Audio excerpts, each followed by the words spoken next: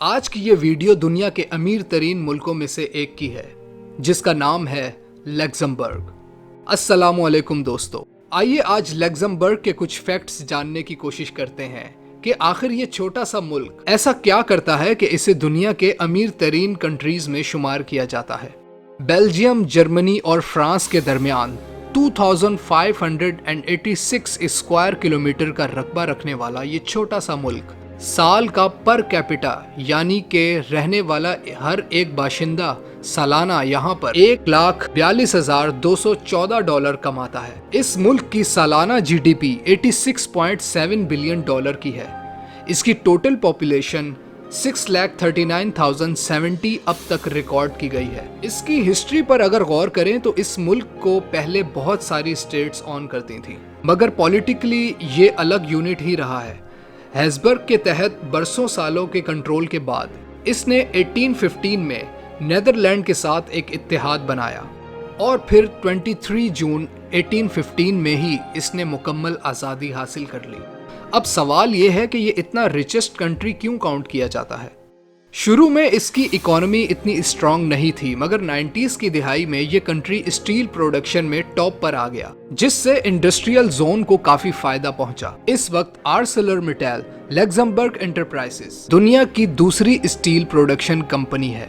इस मुल्क की तकदीर तब बदली जब होल्डिंग कंपनीज से मुतालिक 1929 में एक लॉ पास किया गया, जहां पर टैक्स बेनिफिट्स दिए गए और कई सारी कंपनीज को एक होल्डिंग कंपनीज के जेरे नगर किया गया, जिससे वो कई कंपनीज की मलकियत हासिल कर सकती थीं। इस कानून के तहत कंपनी सिर्फ 1% टैक्स अदा कर सकेंगी। इब्तिदा में तो काफी छोटी कंपनीज ने शमूलियत हासिल की, मगर सूरत हाल तब बदली जब 1970 में अमेरिका की बड़ी कंपनीज यूरोप की मार्केट में अपनी जगह बनाना चाह रही थी। तब बड़ी जायंट्स कंपनीज ने अपने हेडक्वार्टर्स के लिए लग्जमबर्ग को चुना, जिसकी वजह सिर्फ टैक्स बेनिफिट्स नहीं थे बल्कि लार्ज बैंकिंग सिस्टम और लॉ फर्म भी थी। उस वक्त इस कंट्री ने अपना जीडीपी इंक्रीज करना शुरू किया। देखते ही देखते इस मुल्क ने one of the largest banking system खड़ा कर दिया। तकरीबन 200 से ज्यादा प्राइवेट बैंक्स यहाँ मौजूद हैं और 1000 से ज्यादा इन्वेस्टमेंट फंड्स ऑपरेट होते हैं इस कैपिटल में। यूरोपियन यूनियन का मेंबर होने के साथ साथ ये मुल्क OECD, NAT, UN और बेनेलक्स का मेंबर भी बना। एक और वजह इस कंट्री में जॉब्स करने वाले लोगों की भी है, जो फ्रांस, जर्मनी, बेल्जियम और दीगर ममालिक से आए काबिल लोग यहाँ काम करते हैं। इसलिए परफॉर्मेंस के लिहाज से भी ये मुल्क काफी आगे है। यहाँ पर मिनिमम एवरेज सैलरी 4,000 से 4,500 यूरो पर मंथ की है, जो बाकी यूरोपियन कंट्रीज के मुकाबले काफी हाई है। और दूसरी वजह यह है कि यहाँ जॉब करने के लिए आपको फ्रेंच आना लाजमी है। तो अगर आप इस मुल्क में जॉब करने का सोच रहे हैं तो आपको फ्रेंच सीखनी होगी, या कोई ऐसा काम आपको आता हो जिसमें पब्लिक डीलिंग का कोई वास्ता ना हो।